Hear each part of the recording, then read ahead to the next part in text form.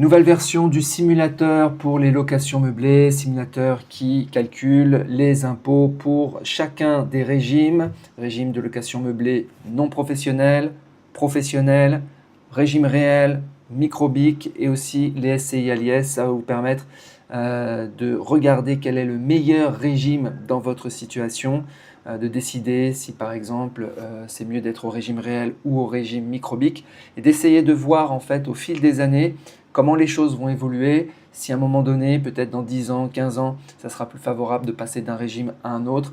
Vous allez pouvoir quantifier les différences d'impôts, prélèvements et cotisations pour chacun des régimes. Voilà, donc vous allez remplir les cases vertes donc, du fichier Excel. Comme d'habitude, prix d'achat, frais de notaire, frais d'agence, prix estimé, etc. Et dans le simulateur, vous remplissez aussi les loyers, les charges, les taxes. Ça prend en compte aussi si vous avez des salaires. Bon, là, pour l'exemple, j'ai mis salaire à 0 pour ne pas ajouter de confusion.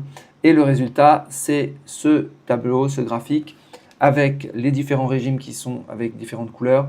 Donc, en noir, on a le LMNP au régime réel. Donc, ce sont les impôts. Plus la courbe est basse et faible, moins il y a d'impôts à payer.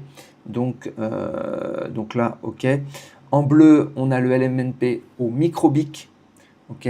En rose, on a le LMP au régime réel.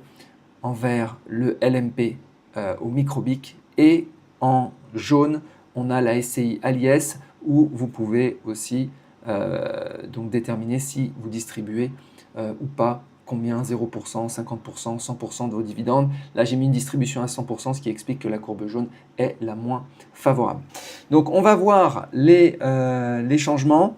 Juste pour l'interprétation, vous voyez par exemple, quand vous voyez, si on compare juste le LMNP régime réel versus microbique, donc la courbe noire versus la courbe bleue, on voit ici que par exemple, le régime LMNP réel, régime réel, en fait, on paye dans le cas avec les loyers et tous les paramètres que j'ai saisis, c'est plus favorable jusqu'en 2040.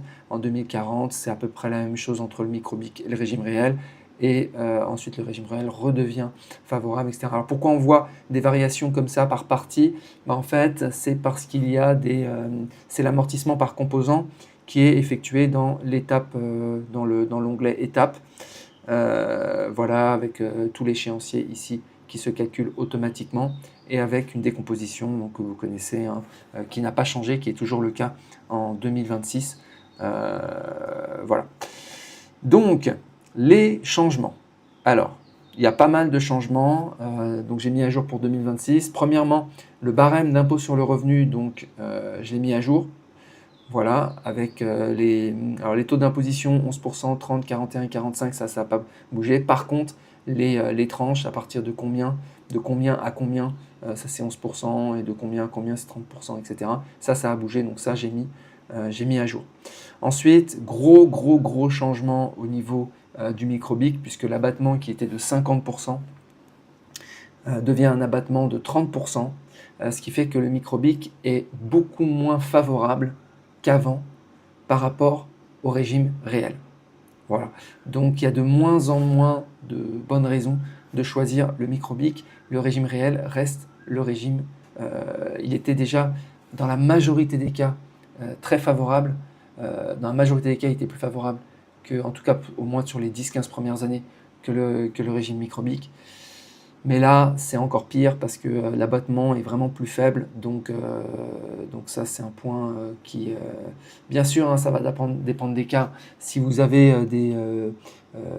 si vous faites de la location courte durée avec des rendements très élevés, en fait, donc vous allez avoir peu d'amortissements qui vont réussir à offsetter les loyers.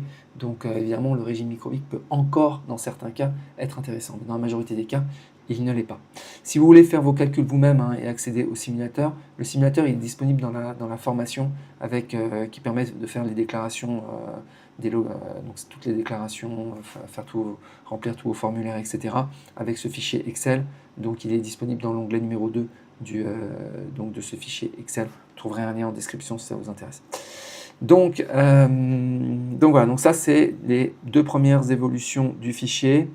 J'ai mis à jour aussi les barèmes des taux d'impôt sur les sociétés, donc ça c'est pour les SCI à l'IS, donc des barèmes qui ont aussi changé. Avant il y avait 3 tranches, maintenant il n'y a plus que 2 tranches.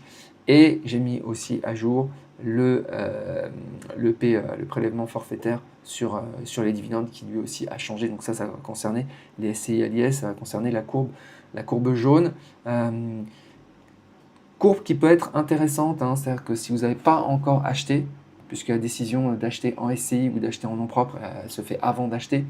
C'est pour ça qu'il faut comparer non seulement les régimes LMNP, régime réel microbique, anticiper le LMP si vous allez dépasser le seuil des 23 000 et que vos loyers seront prépondérants, mais aussi comparer avec les SCI à l'IS et voir quelle est votre stratégie sur du long terme, voir combien d'appartements par exemple vous pouvez faire en LMNP régime réel avant de basculer en LMP et quel serait l'impact si vous basculiez en LMP. Voilà.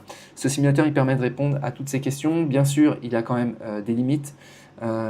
Si vous avez plusieurs appartements dans différents régimes, évidemment, ça va pas pouvoir fonctionner. Voilà, il a l'avantage aussi que vous pouvez modifier les valeurs directement dans le fichier Excel pour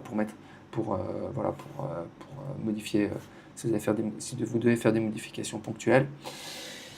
Voilà, si vous avez des questions ou des remarques par rapport à ce simulateur, eh ben, n'hésitez pas, je les prendrai en compte.